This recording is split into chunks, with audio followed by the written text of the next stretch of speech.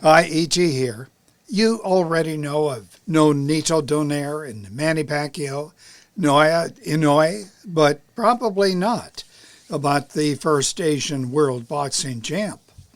This is Pancho Villa. Now, he's not to be confused with the legendary Mexican revolutionary and politician. This Villa actually is named Francisco Guido. He comes from the Philippines, not Mexico, and he held the flyweight title at 112 pounds back in 1923, between June of 23 and July of 25. That's when he lost on points to Jimmy McLernan, or actually he lost to a virulent bacteria.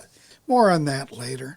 Pancho Villa, the Filipino whirlwind, stood only 5 feet 1 inch in height, 154 centimeters. He had a 63-inch reach, though. That's 160 centimeters. Total number of fights, 104. 17 of those were newspaper decisions. He won 90. He won by KO only 22 times. He had 8 losses. 4 of those were newspaper decisions. He was never knocked out. Like so many fighters, young Francisco endured a very tough growing up. Father abandoned the family, and at age 11 he's out shining shoes for money. He gets into street fights. He eventually ends up in Manila. He comes to the attention of 2 men who helped Francisco's boxing career. One was Frank Churchill, he's an American promoter, and Pacquiao Villa, who was an executive in business in Manila, and he managed fighters. And with the help of Tex Rickard, sent him to the U.S. in 1922, where Villa quickly lost 2 fights, one to Abe Goldstein, the other Frankie Gennaro.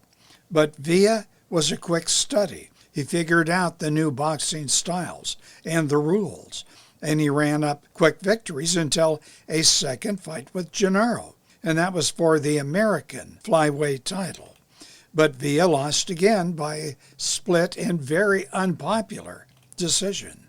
Nonetheless, it would be Villa, and not the new American titleist, who would eventually get a shot at the world flyweight title. That was after the recently retired Jimmy Wilde decided to reclaim his world title by taking on the top challengers, who on paper, well, it would have been Gennaro.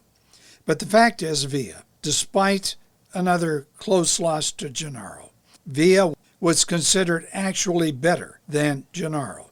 And more important, he was extremely popular in the U.S., in particular on the East Coast, and thus would draw a bigger crowd, and thus more money.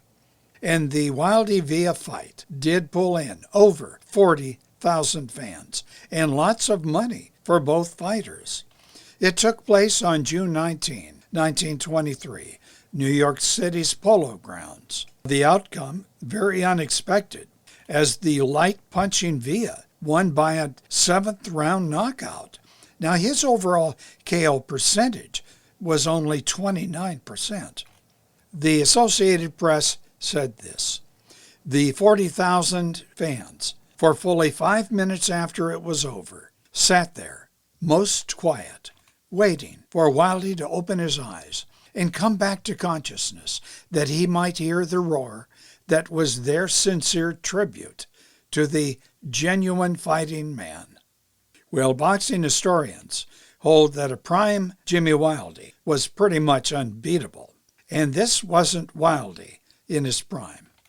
But American fans had already adopted young Villa in their hearts, and they did not shed any tears over the Welshman's loss. The new world flyweight champion sailed back to his homeland. Oh, he was hailed there by his people, by dignitaries. Thousands, hundreds of thousands, would cheer him along the parade route from the airport through the streets of Manila. And then Villa was received at the palace. Then went alone to his rural home just to relax. Later on, he took on a Filipino challenger. That was at the request of the president. Then he returned to the USA. He won that fight, obviously. Villa ran through the flyweight competition in 1924. It was about 2 fights per month. He did lose a non-titled bantamweight affair in a very biased newspaper decision. Then on July 4 of 1925, Independence Day, Villa takes on Jimmy McLernan. Now, McLernan weighs in at 121 pounds. Now, this is a non-title bout, but he's way heavier than Villa. The problem for Villa, he is sick, real sick. It's from an infected tooth. Days before, it had been taken out. But these are the days before penicillin, and that infection was spreading. So Villa's face, when he gets into the ring, is extremely swollen. And between his high fever and reliance on only one arm, the other protecting his face, he lost the decision. It's non-title. Days later, the dentist took out 3 more teeth, and he orders Villa to bed. He was very strict about it. But Villa spent the next days, carousing around with pals. On June 13 of 25, he's hospitalized. The infection is spread to his throat. Then comes more surgery. Then comes coma.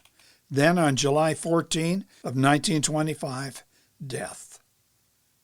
In 1961, Pancho Villa was installed into Ring Magazine's Hall of Fame. In 1991, Villa is inducted into the International Boxing Hall of Fame. In 2002, Ring Magazine ranked him, Villa, 59th best ever fighter of the previous 80 years. And that, boys and girls, is the story. Did you enjoy it? If so, tap the thumb up icon and the bell for notification of new uploads. Subscribe and share this video on other social media. And type in your comments below. You know the drill. Thank you.